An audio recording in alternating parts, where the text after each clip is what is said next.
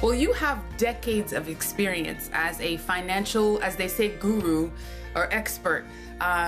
You've worked in oil and gas, you've worked in different sectors of the finance industry, and you also coach. But you're also a minister of the gospel as an associate pastor. But today, we don't want to talk about all that you do, but today we're going to focus on money, money, money, money, as they say, money.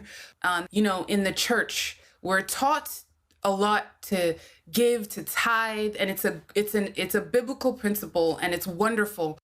But what do we do with the rest of the 90%? That's not really talked about a lot in church. How can we be good stewards of what God has given us? Not just to give our tithes, but what do we do with the rest of the money? I like the way you put it, that there's a lot of emphasis on, tithing, and we should move from emphasizing just the tithes to how we can empower people to be better stewards and managers of the 90%.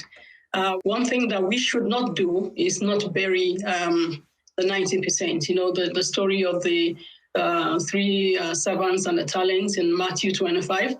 We must not bury the 90%. I think what God expects of us is to grow the resources and the opportunities that we have, grow our wealth, multiply it and make it available for help for to live well and for help for other people. And then to as much as possible, power the kingdom work. So, refer to the story in the Bible that I mentioned. You can't afford to bury the 90%. And there are many ways of burying the 90%. If you waste it, if you don't multiply it, if you don't invest right, you're burying it. So I think that's the short reply I'll give to that. I agree 100%. And, someone watching might feel like, okay, that's easy for you to say. You have money, you have a job. Like, I don't have anything.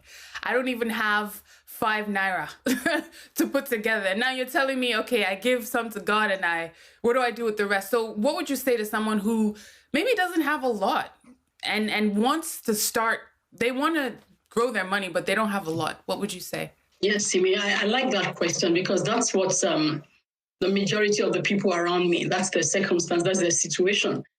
Back home, not a lot of people have access to, the resources, to be able to even expand. But financial education is very important. And to be honest, this year, my target for my platform is to take this financial literacy education to even the less privileged people who don't even have access to social media. And that's the question. That's what your question relates to. People that don't even have, how would they expand and multiply the income like I have suggested? We'll start from somewhere. The little that is in the hand, we must try to multiply it. Most people don't have as much as they should have because they're not maximizing the opportunities that they have to earn more, okay? Especially back home, there's a tendency to look down on certain jobs and certain opportunities. But, by the time we have a change of mindset and begin to understand that, look, I have little in my hand, but I can have more if I do this. I mean, there's no job that we should look down on. So far, it is legal. That you don't need to look down on any job.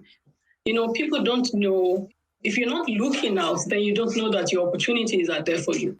If you're just happy, you're just satisfied, or you don't have the education or knowledge that you can expand and enlarge your income base, then you're going to be at that level for a very long time. My next question, it's another article you wrote talking about Proverbs and tips we can get from Proverbs about money, because the Bible has so much to say about it.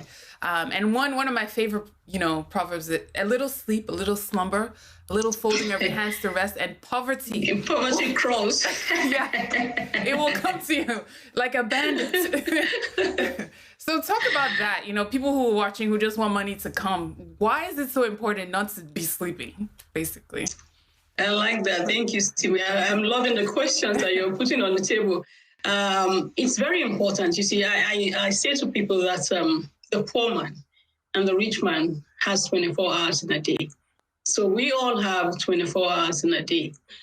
So the difference between the poor man and the rich man is how the 24 hours is utilized. So the Bible says, like you quoted, a little sleep, a little slumber, and poverty comes. It's very deep. You can't afford to waste your time I'm sure you've heard they say time is wealth and wealth is time. And it's also very important for you, a career person, for myself, to make sure that what we spend our energy on and our time on are things that bring us profit, good profit. We don't want to be spending, the 8 hours for work, that we have for work to be working for an employer or doing a business that is not going to return the right value to us. I do want to talk about one really important aspect of finances, and that's giving. You definitely, not just giving to the church, that is so important, but also giving to the community. And you are big on that with your nonprofit, Rehoboth. Grace. By grace.